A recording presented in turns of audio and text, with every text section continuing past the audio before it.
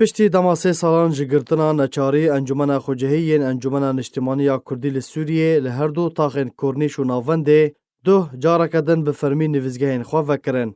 لگور مالپارا فرمی یا انجمن نشتمانی کردی لسوریه ده دما وکرنه ده محمد اسماعیل اندام دسته سرکاتیا انکسه هروها برپرسه بریوبری پولیتبیرویا پدکسه و اندام خوجهیان آمده بون. دوی درباره ده عیسام احمد سروکه انجمن خوجهی جمالپارا انکسه راگهاند کو انکسه به خوجهین خواه تاوی کو 3 سالن نویزگه به نچاری جالی آسایشا پیده و هاتوبون گرتن و بنچاف کرنا چالاکوانان و اندامن انکسه لیتو جاری جکار و خبط خویان اجتماعی و نتوی رانو سیابون و کار خواه بردوام دکرن.